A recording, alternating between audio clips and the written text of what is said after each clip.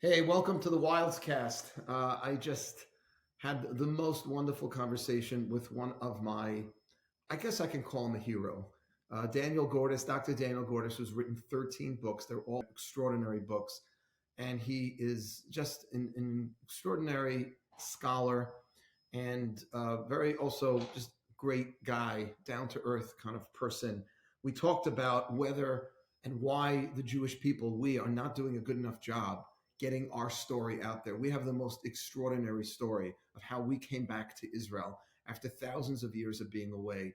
And yet people only associate Israel with conflict, with the Israeli-Palestinian conflict. Why isn't the broader story being told? We spoke about also judicial reform and all the protests and rallies that are happening in Israel and his views on that subject, as well, of course, as a light topic, the two-state solution.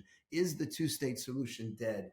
And if it is dead, which it seems like, unfortunately, it is in some degree, then what is the alternative? How does Israel continue to live side by side with its Palestinian neighbors? And finally, Rabbi, actually, Dr. Daniel Gordis studied at the Jewish Theological Seminary, and his family was a big part of the conservative movement.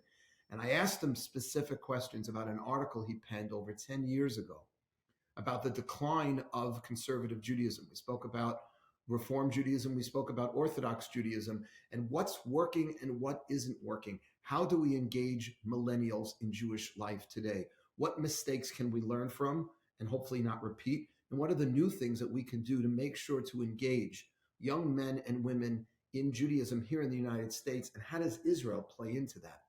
We're actually going to Israel very soon with MJE. We spoke a little about how the trips to Israel, whether it's Birthright and MGE trip, are so integral to reconnecting American Jews to their roots. Take a listen.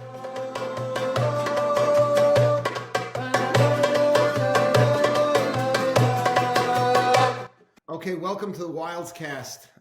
Welcome, Dr. Daniel Gordis. This is a huge honor for me. I'm a fan, and for so many reasons, but I want to get right into the pictures. I know you're a modest person, so you don't need to hear me laud and praise you, but just one thing I will say at the outset. I saw in your bio that Ambassador Dennis Ross, when he's asked, is there one book that I should read about Israel, he hands them your book, Israel, A Concise History of a Nation Reborn. And I felt very redeemed because I've been doing that since that book came out. Well, that's very, very kind of you. I think Dennis Ross tells people about the book. I don't think he quite hands them the book. Although if he would buy it by the carton, I would be very happy to thank him. Right. Okay, that would be all right. Maybe that was an exaggeration. I don't know if he walks around with them, but all your books are amazing. I'm going to jump right into some questions that I've been dying to ask you about Israel and here in the diaspora as well, because you are a very unique individual in being an authority on both. So in that book, Israel, A Concise History of a Nation Reborn, you speak about the creation of the state of Israel as one of the most extraordinary human stories of all time.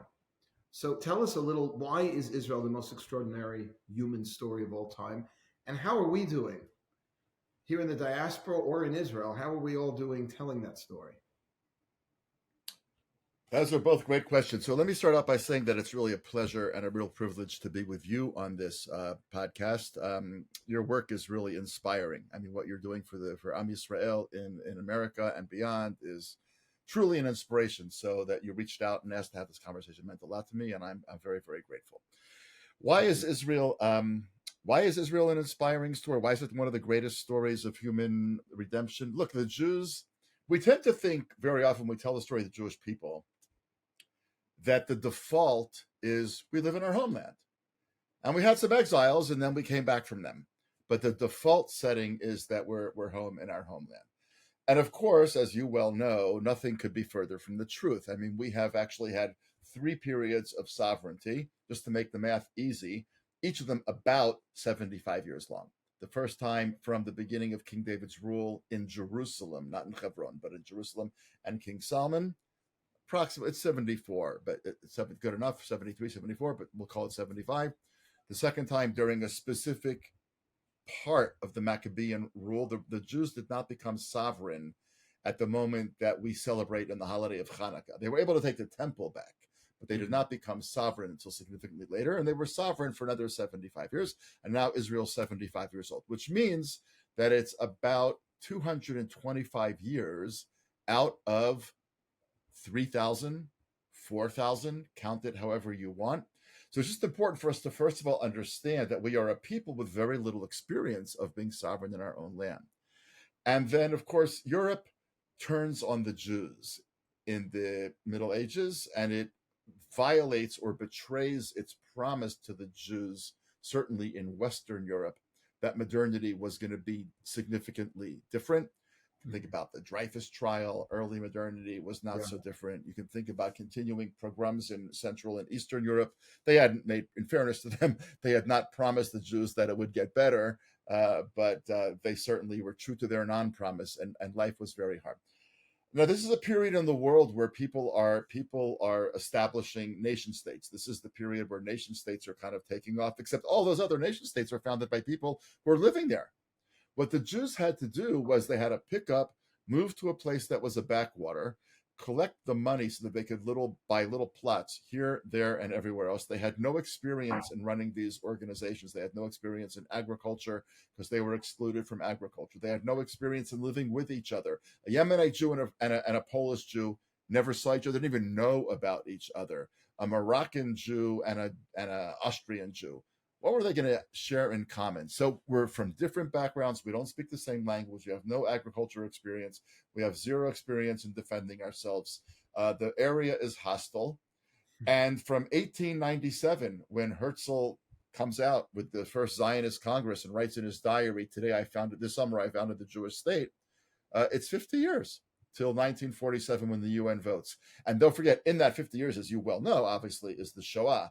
And we tend to say that, Hitler killed a third of the world's Jews, which is pretty horrifying as it is, or 6 million is pretty horrifying as it is. But we have to remember that Poland is the crown jewel of the Jewish world. There are Jews in lots of different places, but there are 3 million Jews in Poland. And the crown jewel in terms of Torah learning, in terms of profoundly committed Jewish communities, in terms of Jews in secular knowledge, beginning to be part of the Haskalah, the Jewish Enlightenment, it's Poland. It's really largely Poland. And what happens during the Second World War in Poland? At the end of the war, there's 300,000 Jews left. He slaughtered 90% of the world's Jews. So given all of those standard long-term challenges and what had happened to the Jews, and don't forget the Zionists, it's hard to say, but it's painful to say, but it needs to be said. When the Zionists looked at Europe and saw what was happening, they were horrified about what was happening to the Jewish people, but they were also horrified to see what was happening to the raw materials, so to speak, from which they were going to build their country. Those were the millions of Jews who were supposed to come to Israel, and they were gone. And so every reason in the world this should have failed. And look where we are. It's really very hard to think of another people in the world that had been through what the Jews had been through, which had not been sovereign in any meaningful way for thousands of years. And in the space of 50 years, from 0 to 60 in 50 years, from nothing, a bunch of Jews in Basel at a conference, to the vote of the United Nations. It's extraordinary. How well are we telling that story? I will say that both in Israel and America, here we're bonded deeply together, we're doing a horrible job. Mm-hmm. We're doing a horrible job because we talk about the current issues. Israel and the Palestinians. We're not an apartheid state. We didn't do this. We didn't do that. Nobody talks anymore about why did we create this state. Go to American Jews. Go to a typical American Jew in a very good Jewish day school, high school, and ask them, why did the Jews found the state? They'll say either refuge or they'll say anti-Semitism. That's not entirely false, obviously, right? But they'll say nothing about the rebirth of the Jewish people in its ancestral homeland. They'll say nothing about the vitality of Jewish life that you feel every time that you're here, that I feel all the time living here. That's what this place is about. This place was about restoring the pulse of Jewish life, Jewish creativity, Jewish history as the calendar that we live in, so on and so forth. Judaism here is just different. It's three-dimensional in a way that it can't be anywhere else. And we don't do a good job in Israel of telling that story. And we don't do a good job in America of telling that story. And we've got to figure out how to teach ourselves and others better. Well, first of all, thank you. I mean, some people are hearing that story because, like yourself, you made Aliyah. It's not very compelling to make Aliyah today because Israel's a safe haven. If you feel safe in America, you're gonna you're only gonna be inspired to go if you've actually internalized, that story that you just shared.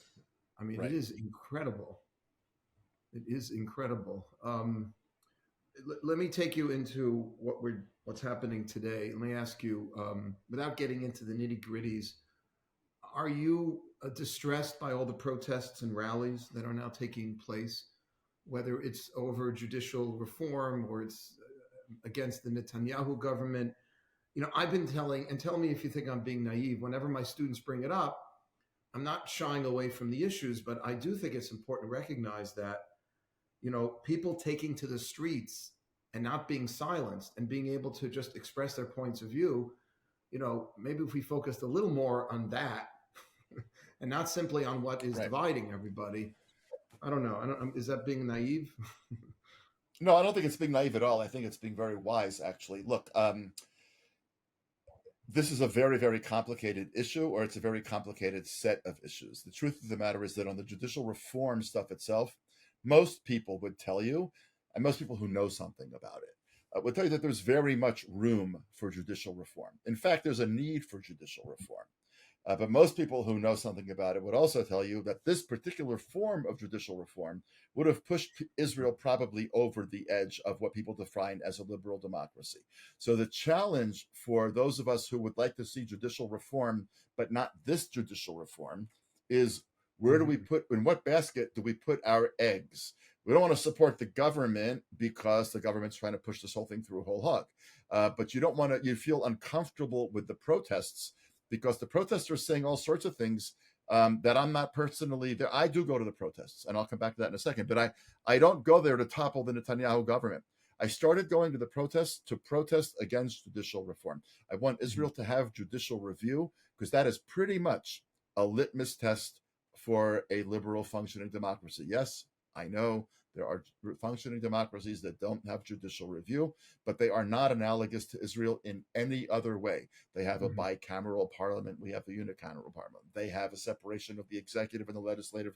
Ours is combined. I mean, for all sorts of reasons we're definitely not going to go into now, the analogy between us and other countries that don't have judicial review but are functioning democracies is a bad analogy because too much is different. Somebody like me is therefore really in a bind in Israel. What do I do? So I do go to the protests. I do not join the chant of Im lo yeh shivyon napil et hashilton nafaltem al hador halon nachon. The rhyme is great, but if there's not equality, by which they mean the judicial reform, which would they think and equality, then we're going to topple the government. You pounced on the wrong generation. So first of all, I am hardly that generation. They see me, they want to bring out oxygen. But beyond that, that's not why I'm there. And I had a choice of going or not going. You can't split this protest up into all different sorts of slices. If you believe exactly this, go here. If you believe exactly that, go there. Right. That's what's the mistake that we've made politically here all along. So I do go to the protests.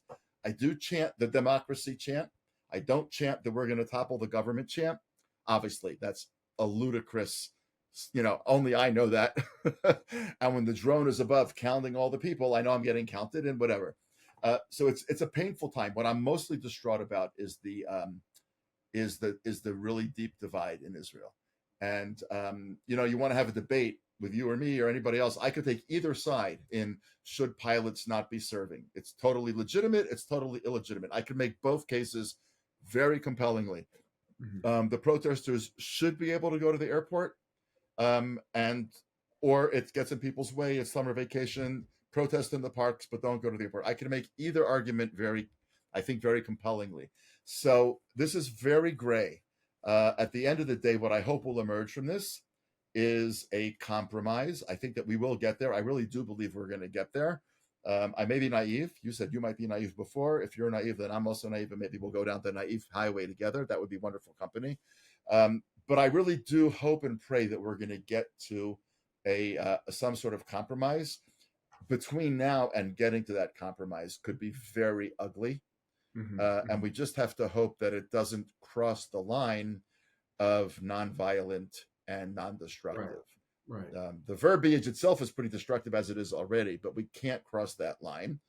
Only thing I'll add, Rabbi Wildes, is that, if you are a protester, not me, but somebody in your 30s, just married, couple kids, you want this to be the country where your kids are going to grow up, and you say to yourself 5 weeks from now, you know what? The peaceful protests are not working. The government just doesn't give a damn. Right. Then what do you do? Do you say, I want to tell my children and my grandchildren, well, we tried. We really did try. We're out there every Saturday night for 40 weeks, but it didn't work. And we were obviously not going to become people that cross the legality line. And then the grandchildren will say, yeah, but what'd you leave us with? Or do you say, I don't want to have that conversation with my grandchildren. So yeah, I'm going to do some stuff that's not legal, hopefully not hurting any people.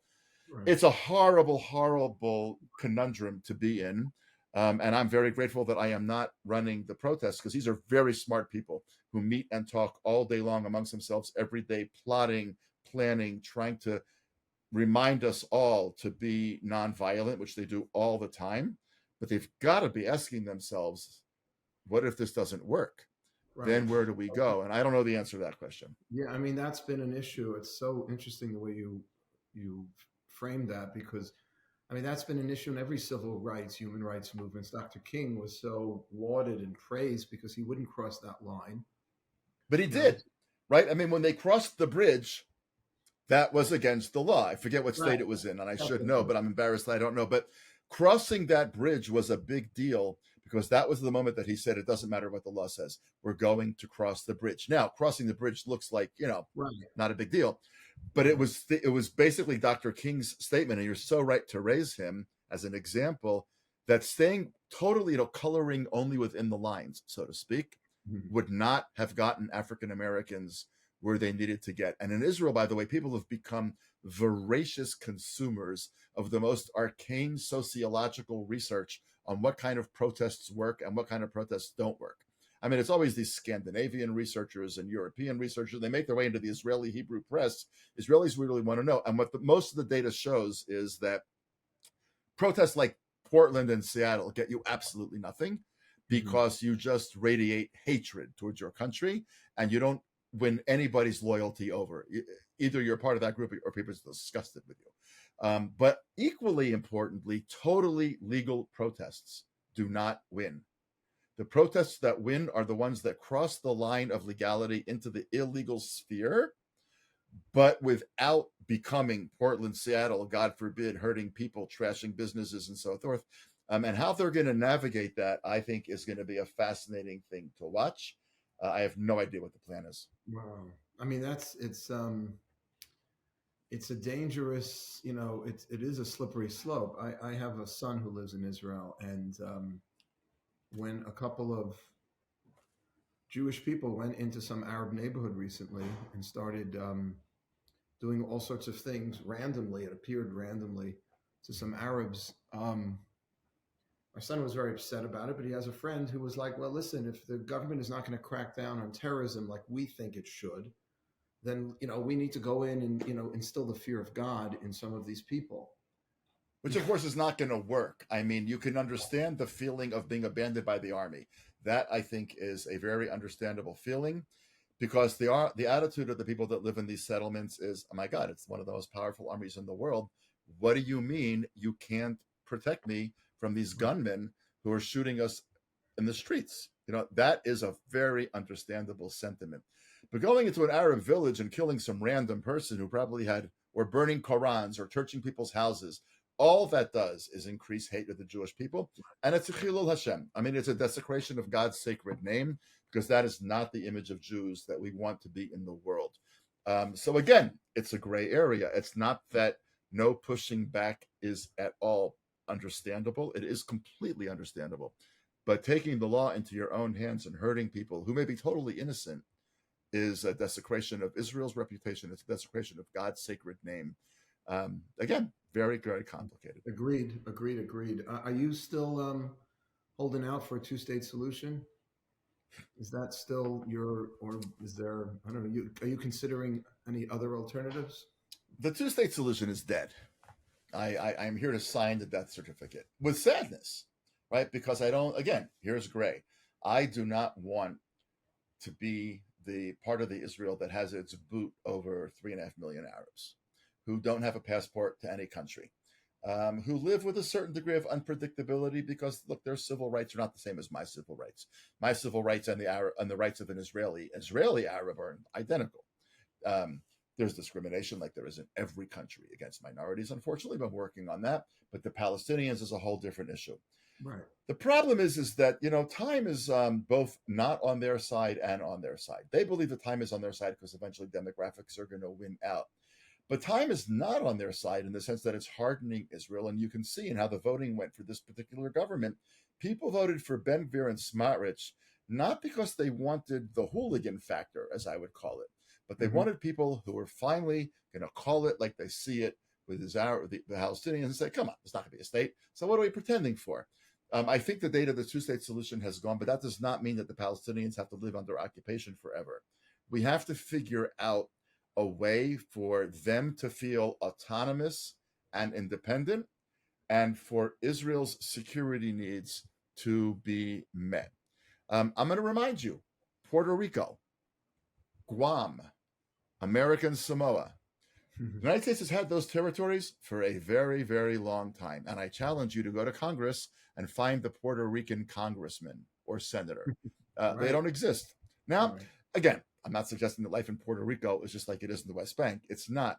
But the United States captured Puerto Rico in a war, I would just point out, in 1898, 1 year after the first Zionist Congress, I guess. But it's been 120 years. There's been ups and downs in that relationship, but the world says, oh, you can never keep territory that you capture in war. Well, what's Puerto Rico? What's St. Thomas? Right. I mean, what are the American Virgin Islands? What's Guam, etc.? I would like us not to have control of those lands.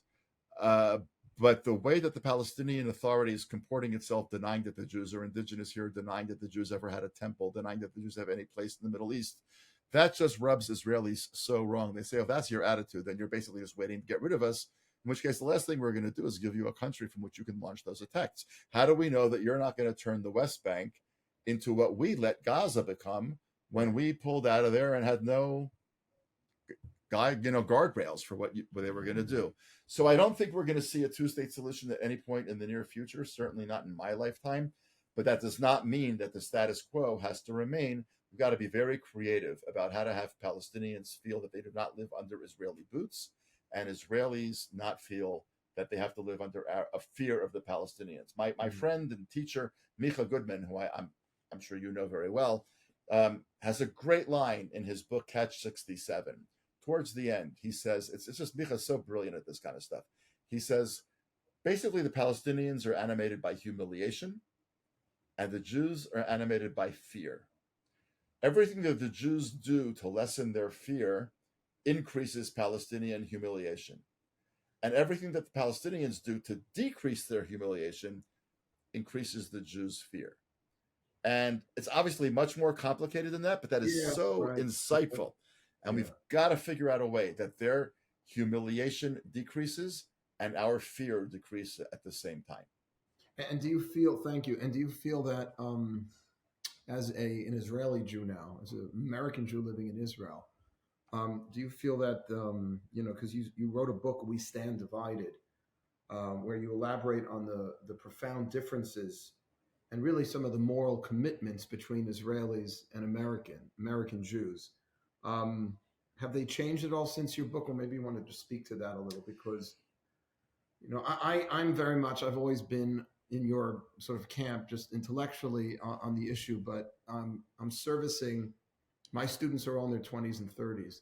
Right. And 20s and 30s, millenniums are left of center here in the United States. And so not everybody shares that view. Just wondering, I don't even know if I have a specific question. Maybe you could just speak. Yeah, look, I think that the book came out in 2019, if I'm not mistaken. I think that's when it was. And I did not think it was a very controversial thesis.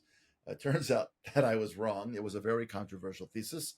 And a lot of the leadership of the liberal movements, like Rabbi Eric Yaffe of the Reform movement, took me on, directly. And it's all good. I mean, we're not the first two Jews to have a disagreement about something over a written word. Won't be the last. That's fine. Exactly. Look, I think that in America, there's a whole bunch of issues, but I'll just kind of give bullet points. Number one, that American Judaism is fundamentally a religion. religions don't have states. I mean, where's the evangelical state? Where's the Methodist state? Where's the, whatever. There are states that are largely Catholic, that's true. And there are states that are, Church of England, that's true. But they weren't created for that. That happens to be their characteristic.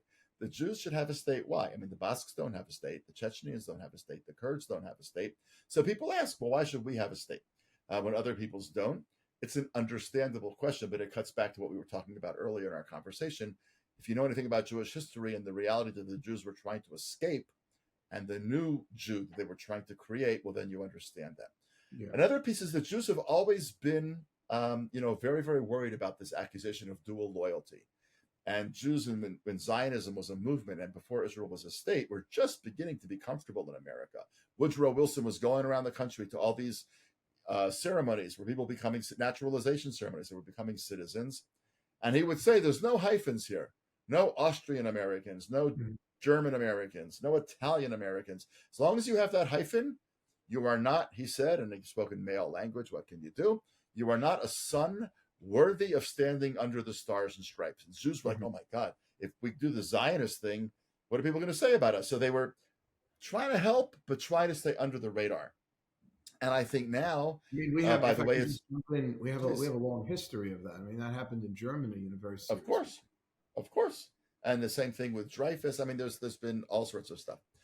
The sense that Jews must, by definition, be disloyal because they're not part of the main ethnicity of the country.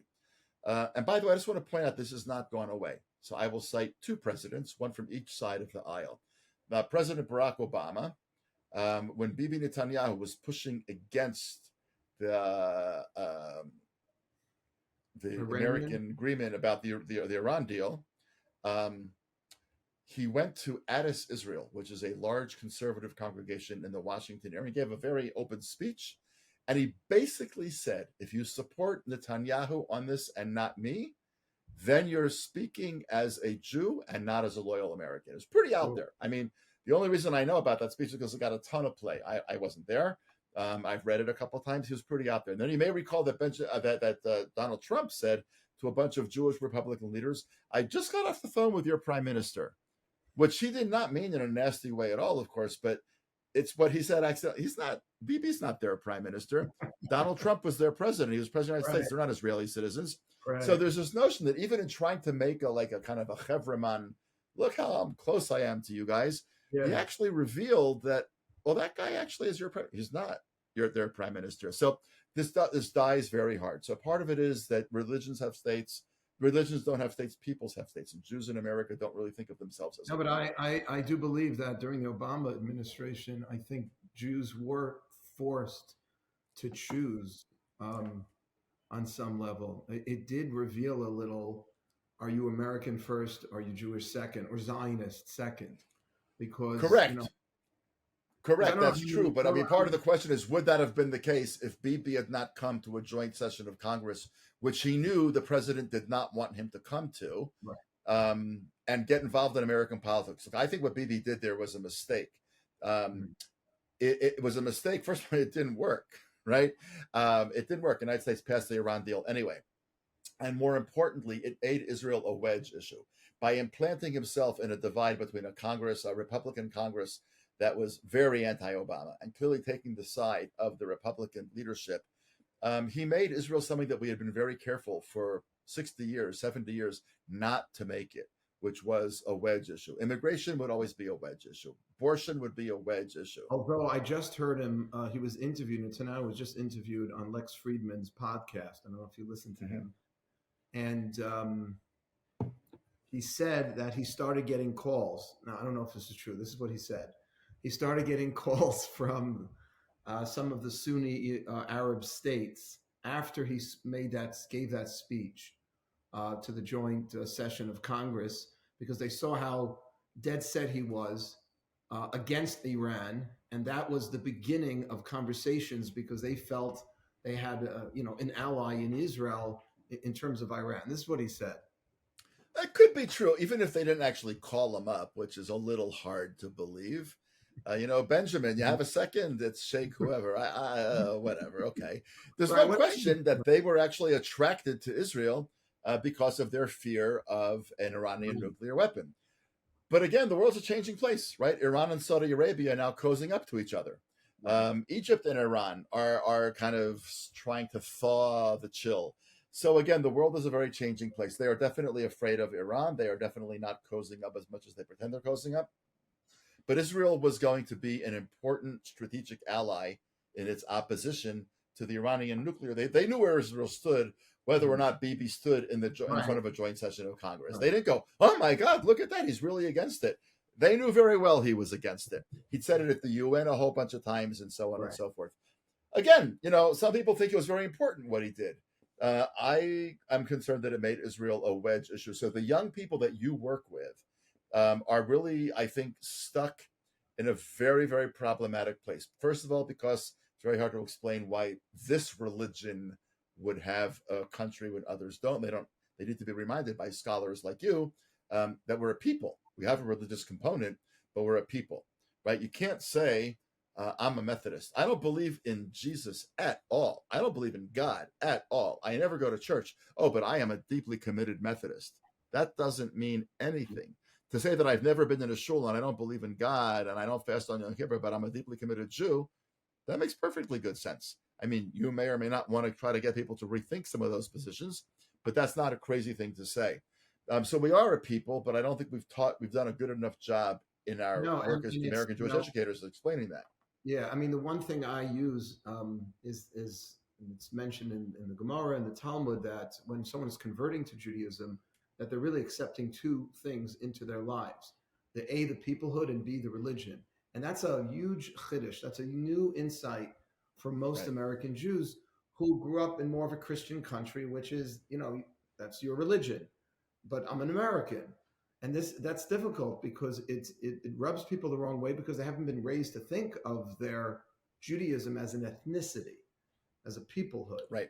But that's our job. Correct. I mean, think about, you know very well, and I'm sure you've taught it many times, what Ruth says, what Naomi says to Ruth when she becomes, Ruth becomes, right? Amech ami velokai chalokai, right? Your people is my people and your God is my God. It's wrapped up together. It's not one or the other. It's both wrapped up together. And so I think, by the way, the other point we should make is that young millennials are facing a very grave challenge, which is very hard for them. And I do understand the discomfort and the pain. And I think all of us who are not of that generation need to have a real sense of the complexity that this raises for them. What's called in America intersectionality, which is that kind of the liberal agenda is a package of ideas. You have to be pro-choice. You have to be concerned about climate change. You have to be opposed to absolutely closed American borders, a whole set of things. And by the way, I might agree with a lot of those issues. And you have to be pro-Palestinian independence, anti-Israel. And what happens for a young American on campus, especially, is they say, no, I'm with you on climate, and I'm with you on immigration, and I'm with you on abortion, and I'm with you maybe even on gender stuff. But I'm deeply committed to Israel, and I want to try to explain something to you. Conversation over. And that's a very painful place for people to be. That's very difficult. And that came out during COVID. Right. Because the Black Lives Matter, I had a lot of students who marched, and all of a sudden there's a Palestinian flag next. How did that get in there? Right. And it became part of the, I got into a fight. My brother's a mayor in Englewood, New Jersey, and he went Black Lives Matter every week on Shabbat. He walked with people, and it started becoming an issue. I was like, Michael, you're also a Zionist. Like, what's going on? Right. And the Black Lives Matter movement, which has really no reason to have a stand on Zionism or Israel at all. I mean, their issue should be, and if anything, by the way, I mean, Israel has been unbelievably more successful in bringing together people of different races than most Western democracies have been. Right? Look at America, look at France and the riots in France recently, but look at Ethiopian Jews, look at Israeli Arabs. Again, problem-free, obviously not, but huge success stories, equally obviously so. But why does Black Lives Matter have to have a stand on Israel and the Palestinians? It's not their issue. It was co-opted. It shouldn't. Exactly. And that makes it really hard for millennials. I want to jump in. I want to stay on the millennials issue because this is very personal. And there was an article you wrote almost 10 years ago. I think it was 2014. It was called "The Likely Demise of Conservative Judaism," and it was, to me, it was such a powerful article, not because of what it said about conservative Judaism per se. You did mention, you said, and I have the article here, you said how in 1971, 41% of American Jews were affiliated with the conservative movement. And then the new Pew study had just come out, I guess, after you wrote the article, right before. Right before, I think, yeah. It went down to like 11% of Jews under 30, to find themselves as conservative Jews. It was a tough article for me to read, honestly, because even though I'm more affiliated, obviously, with the Orthodox community, I'm like Joe Modern Orthodox, but my students, I'm literally a poster child at Yeshiva University. I know you are at JTS, at the Jewish No, Theological. believe me, I am not. I am a persona non grata, I think, but we'll come back to that in a second. Now, Yeah, but I yeah. mean, you studied there. Your family. I mean, you have your Yeah, my uncle was the chancellor. My grandfather was a professor of Bible. Yeah, I mean, the family has a long JTS, whatever. But you will not see me on any JTS posters or advertisements anymore, I assure you. In fact, they've probably photoshopped me out of the graduating class, but that's okay. It's been known to happen in Orthodox circles also. Well, I know you didn't write the article for me, but it was, on one hand, it was, first of all, it was a brilliant article because it so accurately depicted what I think is happening with young people. So I have a couple of questions about this, and maybe we could just spend our remaining few minutes on this, if that's okay. Transitioning with pleasure into the United States. With pleasure. Now. My fear, is that if the conservative reform movements are producing less young people, then programs like Manhattan Jewish Experience that basically are working off of, occasionally I'll get someone that's completely unaffiliated, that had no affiliation with the reform movement, with the conservative Judaism. But most of the people who come around to programs like I run, let's be honest, are coming out of the conservative reform movements. And Right. I have a lot of hakarat hatov, a lot of gratitude to those movements, because that's our population. And after I read your article, I was like, at some point, I guess the party's gonna be over. The outreach party. Well, I don't know if the plot's gonna be over. Look, I think that people have needs, right? They need oxygen, they need food, they need water, they need companionship. Solitary confinement is terrifying because we need to be in dialogue with each other. We need to be able to, but we need certain things. And I would say that, I'm sure you would agree, we also have spiritual needs. We need to feel part of something larger than ourselves. And, if we don't worship God, we're going to worship something else. We're going to worship money. We're going to worship our youth. We're going to worship looks. We're going to worship having stuff. We're going to worship something. We're all going to worship something in some way. And people who don't worship anything, they worship not worshiping that. They worship the communities in which that has been exiled. So I think young Jews, even if, 20 years from now, conservative Judaism and Reform Judaism have shrunk even further, young Jews are going to need help finding their place in the cosmos. And I think what you do is so critically important because that's what you're offering them. You're offering them a way to understand Judaism, not as silly little Hebrew school stuff that was boring then and certainly more boring now, and not boring services in some cavernous cathedral-like sanctuary, which was, 1/5 full and a cantor going on. And you just sit there. I mean, I watch these people when I go to these synagogues. My rabbi friends always say to me, it's just unbelievable how few people come to shul these days. And then I go to their shuls and I say, it's just unbelievable how many people do go to shul these days. Right. Because reality. Seriously, I mean, right, I go to a shul here in Yerushalayim. It starts at 7:30 on Shabbat. It's an Orthodox shul. It starts at 7:30 in the morning. It's over at 9. And the entire time I am busy saying something, maybe except for the Torah reading, right? But I mean, I'm busy doing something. Although I never sit there passively and just listen. That's the kiss of death. Passive. It's the kiss of death, and I'm not listening to anybody else sing, and I'm not doing any responsive readings. I am engaged in trying to feel God's presence. And sometimes it works better, and sometimes it works worse. We all know that davening, that prayer, is actually one of the hardest commandments. Not to fulfill the obligation to say the words, which is in itself not so easy, because it's 3 times a day. But to feel that I'm actually coming closer to God by doing this thing, okay, it's hard. It depends a lot on what baggage I'm bringing to the service. And, are things good with my kids? Are things good with my wife? Are things good with my job? Are things good in the country I love? All of that comes to bear, but I'm not listening to anybody else sing. Nobody else is saying to me, okay, turn to this page. We're going to read these lines responsively. I mean, did anybody ever go to a responsive reading and say, oh my God, I wish we could do that again? Right? I mean, we've all pressed repeat on the radio or on a CD or listening to, Spotify or whatever, because that song touches us so deeply. You say as you're driving in the car, I want to hear that again. We all do it because music touches us, but not that kind of music. So I think I wouldn't be as worried as you are. In other words, I think that the young Jews, even if they don't right now, you're finding yourself, working with people that came through the conservative reform movement, because that's what there was. But these Jews are going to have to, they're not going to disappear. People do want to be part of something, and they're going to find that they didn't get the kind of education.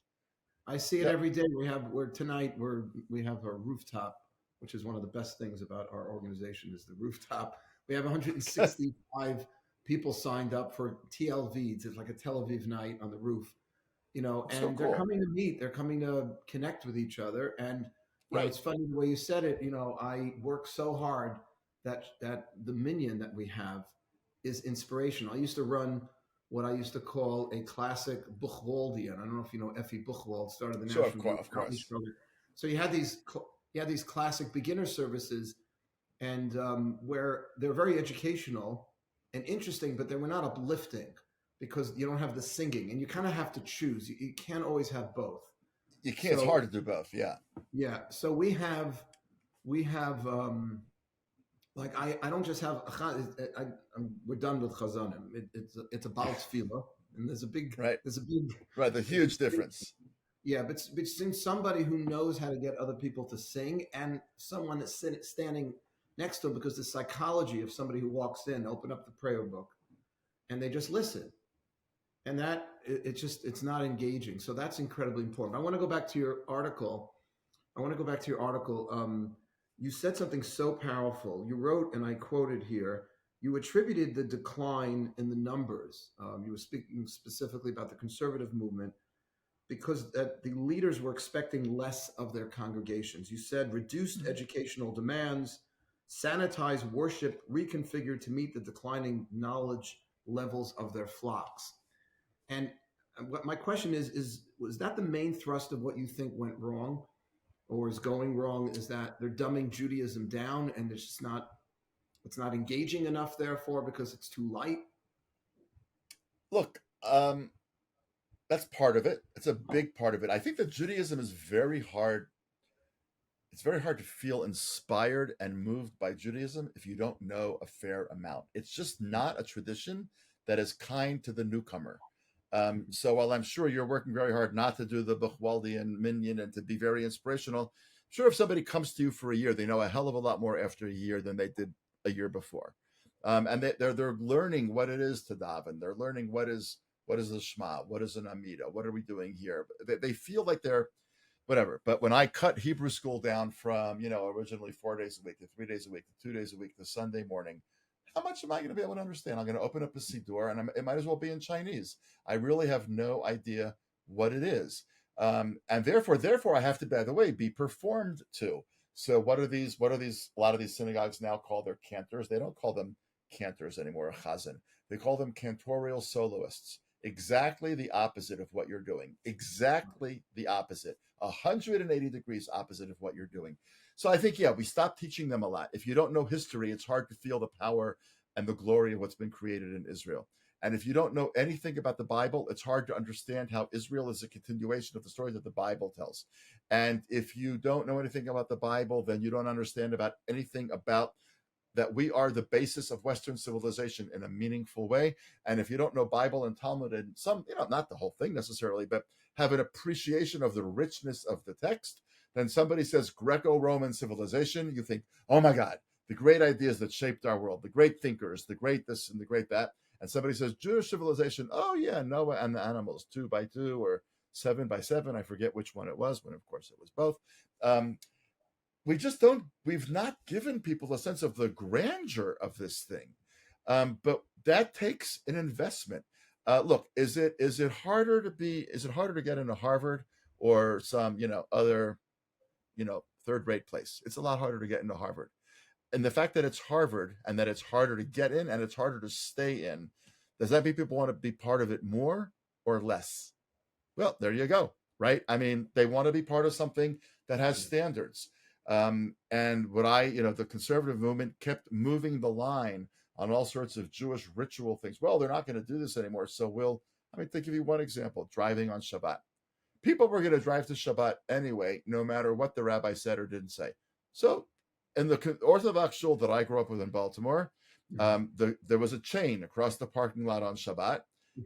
But you could not find a parking space anywhere around that shul on any Shabbat morning. Did the rabbi know they were driving? Of course he knew they were driving. Right. We didn't, because we were the one conservative family that went to this Orthodox shul and we didn't drive. But okay. But all the other, now I'm sure that at that same shul today, nobody's driving because the ethos changed. But he didn't feel, and he was a wonderful man, this rabbi, he didn't feel that because he knew all his congregants were driving, they needed to issue some sort of statement. Oh, by the way, it's okay to drive. No, he just kept his mouth shut. They knew what he thought. And over the course of time, what did people do? They bought and sold houses and moved closer and closer towards the shul as kids got more and more involved. In the conservative movement, exactly the opposite happened. Because demographics were changing and all of a sudden, the rabbinical assembly said I can drive. People spread out completely. And what did that do?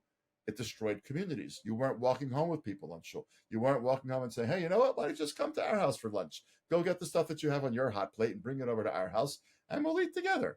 It eradicated that. It uprooted that. And so it was done out of the best of intentions. It was done out of a sense that, well, if we know they're all going to drive and we want them to feel that they're committed to the world of Jewish law, then let's maybe somehow erase the difference between them and what Jewish law is saying.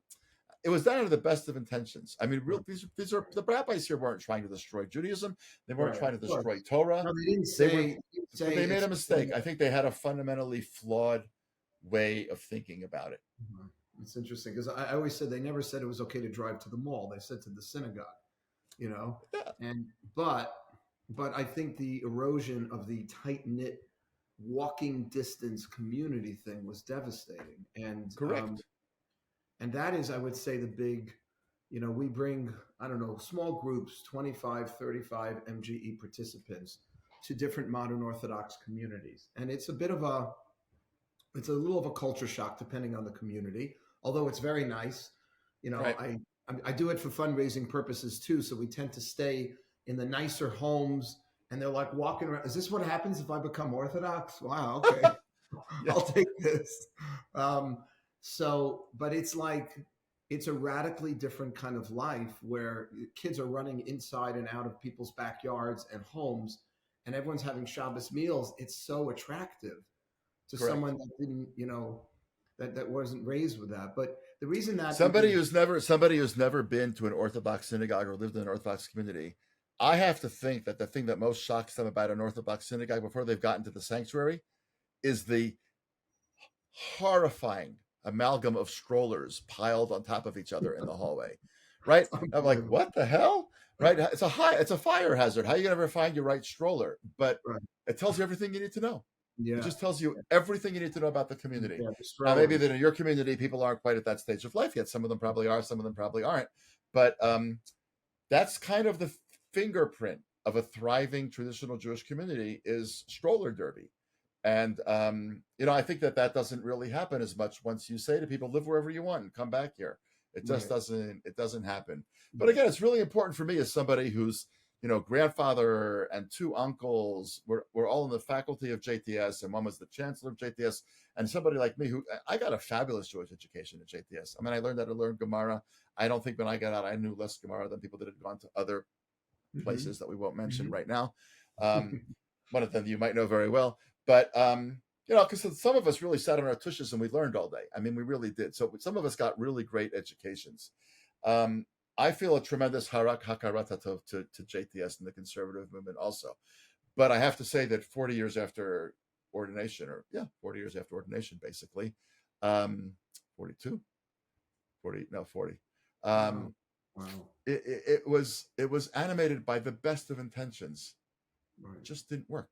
It didn't work. And I think the challenge for all of us now is to be honest and to look around the Jewish community and say, what's working? What's bringing young people in? If you're the rabbi of a conservative synagogue, by the way, and there are some of them that are packed with young people who are keeping Shabbos and keeping kashrut, and their kids are coming back to that shul. So don't change anything. It's working. Right. If it's working, it's working. But nationally, one has to ask oneself, what's attracting people? Why? What is Rabbi Wild offering that, what's the Wild's trick? What's the Wild's recipe?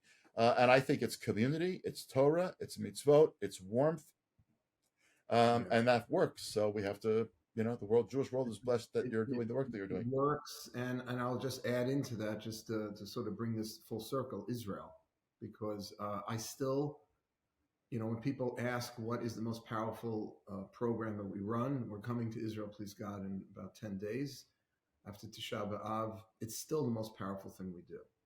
Right. There's still no, there's nothing I can do. We have a great ski retreat. We go to Vermont. We bring people away 4 days. That's like immersive, and it's skiing and it's Shabbat. It's awesome. Spring retreat. We do all these fun things. But I don't know, just walking with them in the tunnel tours, in Yerushalayim, or going to Hebron, or it's still a game. I still think that's our most powerful. That's the game changer.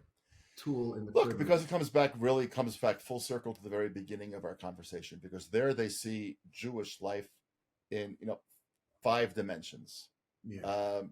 History, language, ethnicity, geography, the new Jew, culture. I mean, you bring it all together and you have a very, very powerful, really unreplicated experience. And when the world looks at Israel, part of the reason the world is so focused, sometimes too much, I think, on Israel, is because it's just hard to believe what's been created here. It's just hard to believe that these people did this. By the way, it was so powerful that the Palestinians said, we want that. There was no Palestinian national movement in the 40s or the 50s. It wasn't until the early 60s that the Palestinians saw this country really kind of lifting off. They're like, oh my God, look at that. But we've been democratic all the way through. We've been focusing on education. It was a different world. But I hope that they have that one day. But what touches the people that you bring to Israel is they take everything that you've already taught them and given them, and now they see it brought to, it's like Wizard of Oz. You go from black and white to Technicolor. That's what it is. And they just see it in its full grandeur. And then they want to know, how do I tap into that sense of power? And I also think, the book I quoted from before that you wrote really speaks to this. Israel also is sort of almost a validation, almost like an authentication of a lot of these stories that are kind of like fairy tale. The stories of the Torah and the stories of the temple and the stories of the Jewish return, they're nice, they're pleasant, but they don't feel real. So you see it here. Say, this is where it happened. This is it. You see, and then that's why I love bringing archaeologists. Maybe they're observant, maybe they're not observant. I don't really care. But they can open up a Tanakh and identify a certain place with a certain event. That's like I just think that made a huge difference in my life growing up. And I know it 100%. But and I tell people the famous story, Rabbi Akiva comes out of Jerusalem when the temple's about to be destroyed, and he goes and he meets the head of the Roman legions there. I tell Israelis, do you know where that took place? They're like, yeah, someplace outside of the city. I said, no, we actually know where it was. It's where Kikar Safras, it's where City Hall is today. And all of a sudden they say, oh my God, like that's where it was. I say, yeah, that's exactly where it was. Or I tell them about the highway that goes from Jerusalem towards the east, right? Towards East Jerusalem and the Hebrew University, whatever. And I say, what happened there thousands of years ago? I don't know. That's the path that the Babylonians led the Jews on when they exiled them. They came out of the city, they made a right, and they made a right. And the road that I drive to the Dead Sea or to Hebrew University's Scopus campus is the road that they walked. They just kept walking for a much, much longer time till they got to Babylonia.